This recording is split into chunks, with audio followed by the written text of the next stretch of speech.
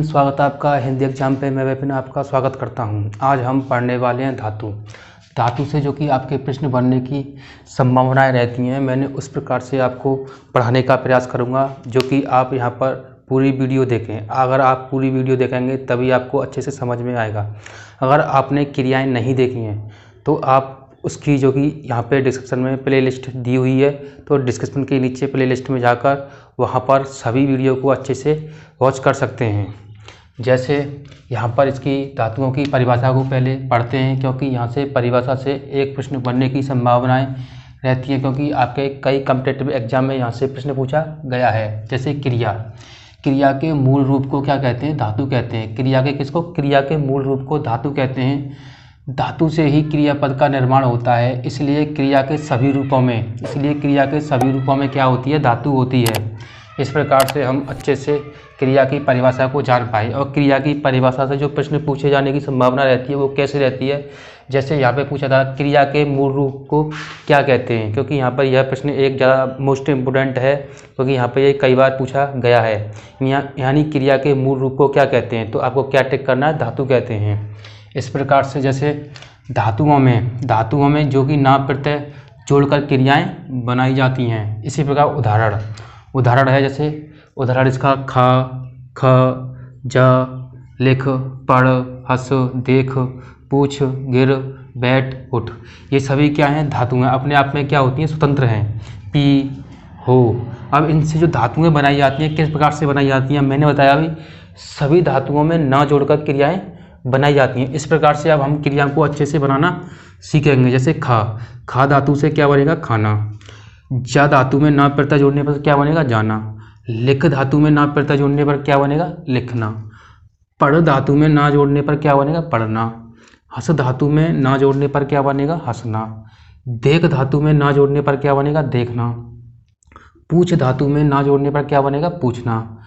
गिर धातु में ना जोड़ने पर क्या बनेगा? गिरना। उठ धातु में ना प्रत्यय जोड़ने पर क्या बनेगा? उठना। पी धातु में ना प्रत्यय जोड़ने पर क्या बनेगा? पीना। हो धातु में ना प्रत्यय जोड़ने पर क्या बनेगा? होना। बोल धातु में ना प्रत्यय जोड़ने पर क्या बनेगा? बोलना। दो धातु में ना प्रत्यय जोड़ने पर क्या बनेगा? धोना। इस प्रकार से हम अच्छे से क्रिया को अब बना भी सकते हैं। मुझे लगता है आपको यहाँ पर कोई डाउट नहीं रहा होगी। अगर कोई डाउट आपके मन में रहा हो तो आप कमेंट बॉक्स में कर सकते हैं। और चैनल पर नए हैं तो चैनल को जरूर सब्सक्राइब करें और वीडियो को लाइक करें। जैसे अब पढ़ते हैं व्युत्पत्ति अथवा शब्द निर्माण से धातु के कितने भेद होते हैं? 2 भेद होते हैं। इसको अच्छे से याद करके रखना है, क्योंकि ये कई कॉम्पिटिटिव एग्जाम में आप में पूछी गई है। कौन कौन सी होती हैं? एक तो होती है मूल धातु और एक होती है यौगिक धातु। मूल धातु, नंबर 1 मूल धातु क्या होती हैं? ये धातुएं स्वतंत्र होती हैं। कैसी होती हैं? स्वतंत्र होती हैं। अपने आप में कैसी होती हैं? स्वतंत्र होती हैं। ये किसी पर निर्भर नहीं करती हैं। जैसे किसी अन्य शब्द पर आश्रित नहीं होती हैं या किसी अन्य शब्द से मिलकर भी नहीं बनती हैं। जैसे ख, पढ़, लिख, जा, सो, पी, यानी हम अपने व्यवहार में इनका प्रयोग करते हैं। जैसे खा, पी, जा, यानी हम व्यक्ति और व्यक्तिगत संबंधित होती हैं ये सभी। जैसे हम शारीरिक चीज़ से हम इनको प्रयोग में लाते हैं, तो ये कैसी होती हैं? स्वतंत्र होती हैं। जबकि मैं आपसे कह रहा हूँ कि आप पढ़िए तो आप स्वतंत्र पढ़ेंगे। मैं आपसे कह रहा हूँ आप सोइए तो आप स्वतंत्र सोएंगे। मैं कह रहा हूँ आप यहाँ से जाइए तो अपने आप ही जाएंगे, स्वतंत्र जाएंगे। तो इस प्रकार से कैसी होती हैं? मूल धातु स्वतंत्र होती हैं। नंबर 2 यौगिक धातु है। यौगिक धातु क्या होती है? यौगिक धातु जो कि मूल धातुओं में, किसमें? मूल धातुओं में क्या जोड़कर? प्रत्यय जोड़कर।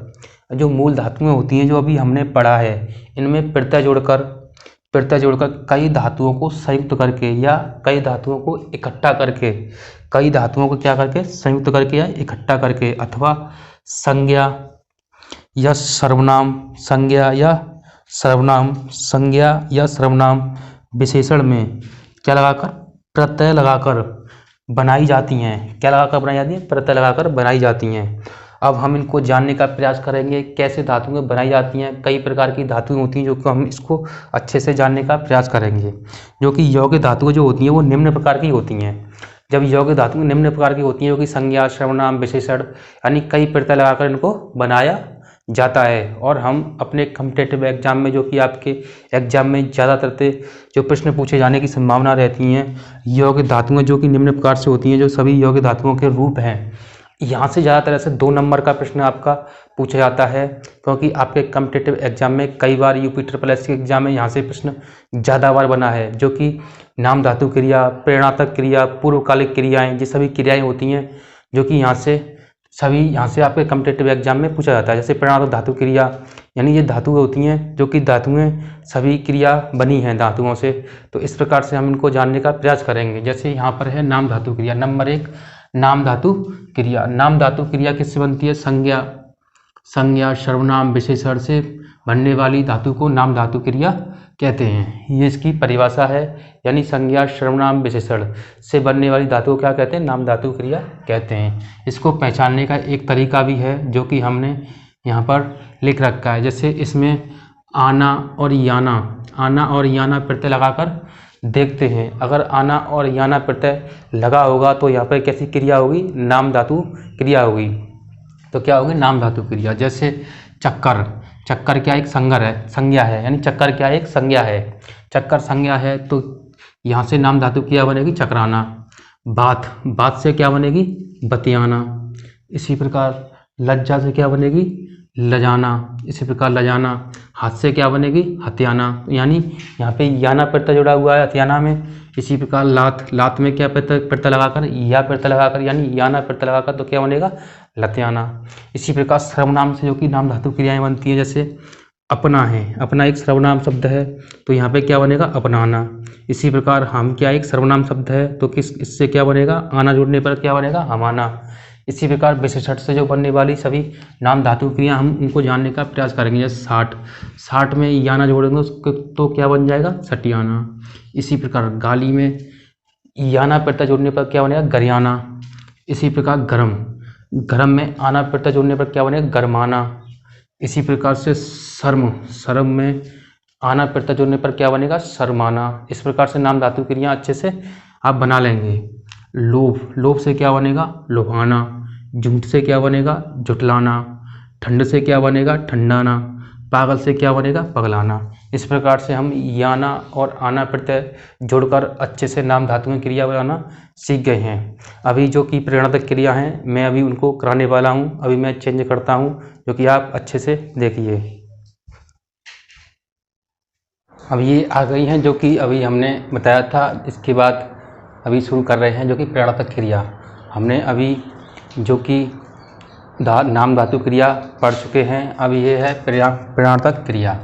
प्रेरणात्मक क्रिया जो धातु है, जो कि यहाँ से सबसे ज़्यादा प्रश्न बनने की संभावनाएं रहती हैं। यहाँ से हर एग्जाम में 2 प्रश्न बनने की संभावना ज़्यादा रहती है।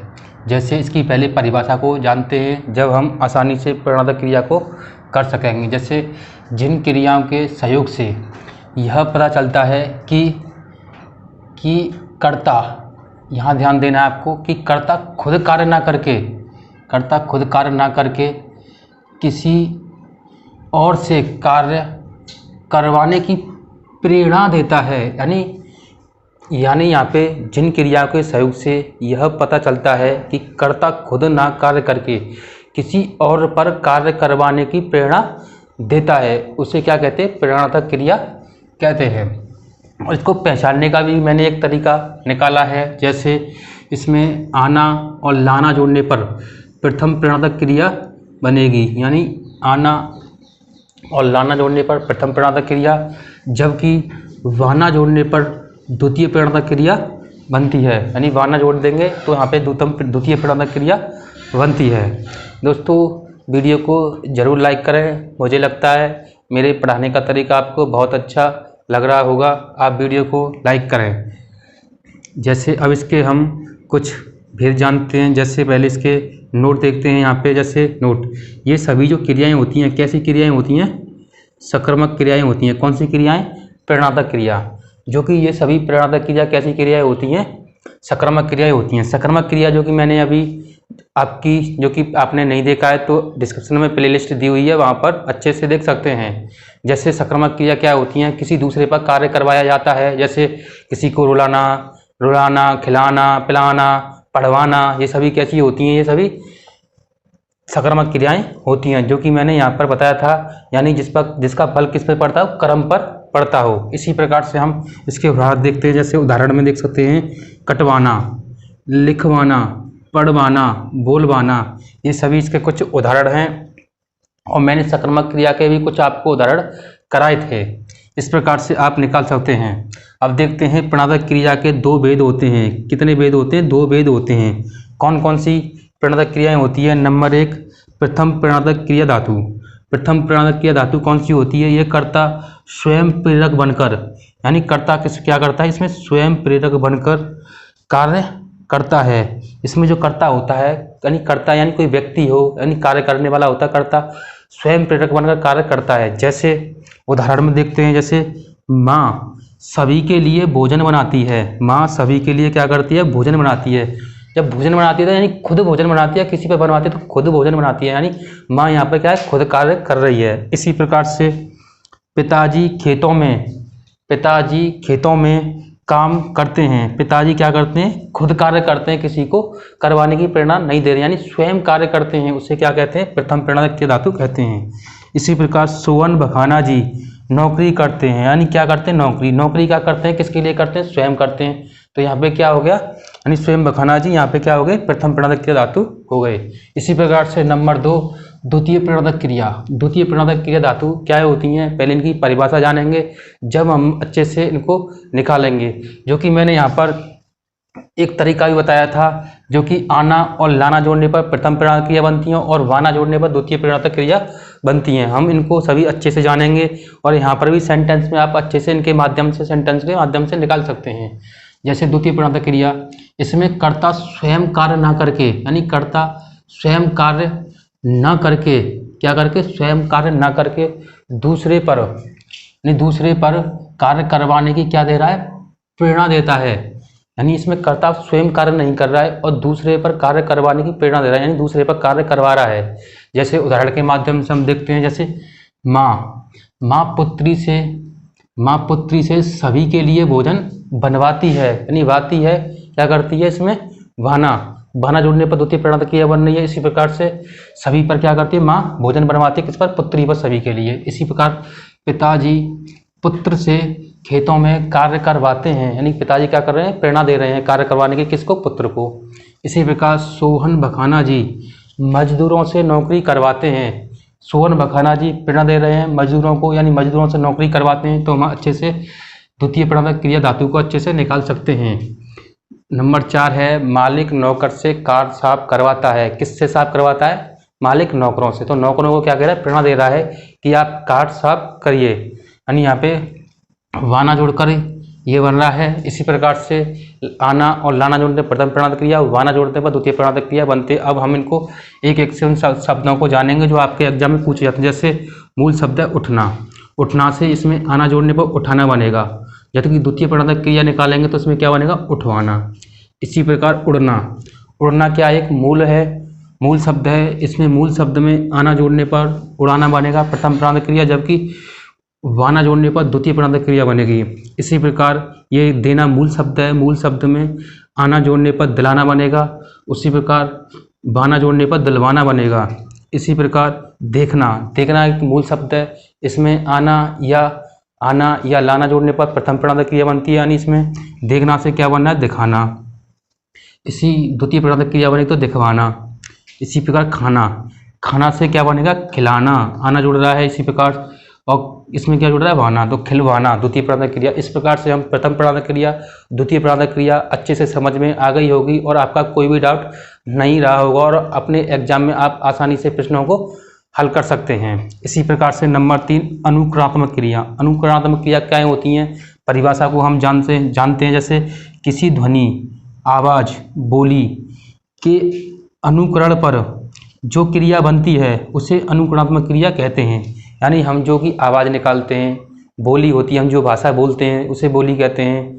यानी आवाज़ पर जो क्रियाएं बनती हैं उन्हें क्या कहते हैं? अनुकरणात्मक क्रिया कहते हैं। इनमें आवाज़ का प्रयोग किया जाता है। जैसे उदाहरण के माध्यम से समझते हैं। जैसे यहाँ पर जैसे मैं जैसे बकरी क्या करती है? मैं करती है, तो इसकी आवाज़ क्या है? बकरी की मैं।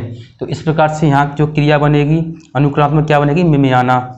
इसी प्रकार कुत्ता क्या करता है? भौं भौं करता है। तो कुत्ता भौं भौं करता है, तो कुत्ता की आवाज़ में क्या बनेगा? भौंकना। इसी प्रकार कोयल क्या करती है? कू करती है। तो इस पे जो कि आपकी जो क्रिया बनेगी क्या बनेगी? क्रिया धातु कूकना। इसी प्रकार अनुकरणात्मक क्रिया धातु जो बनेगी क्या बनेगी? कूकना। इसी प्रकार जो मेढक होता है जो कि टें जो कि टें की आवाज़ होती है तो क्या होगा? टिटियाना। क्या बनेगा? टिटियाना। टें मेढक दो तरह की आवाज़, टें कोई टर करता है, इस प्रकार से यहाँ पर टिटियाना बनेगी। यहाँ पे नाम धातु यानी अनुक्रियात्मक क्रिया यहाँ पे क्या बनेगी? टें से टिटियाना। इसी प्रकार टर मेढक टर करता है तो क्या बनेगा? टराना। इसी प्रकार यहाँ पे जो कि क्रिया बनेगी अनुकरणात्मक क्रिया टराना। आवाज़ होती है जो कि आंधी चलती है सन, तो यहाँ पे अनुकरणात्मक क्रिया बनेगी सनाना। इसी प्रकार से नंबर 4 यौगिक क्रिया धातु। यौगिक क्रिया धातु क्या होती है? दो या दो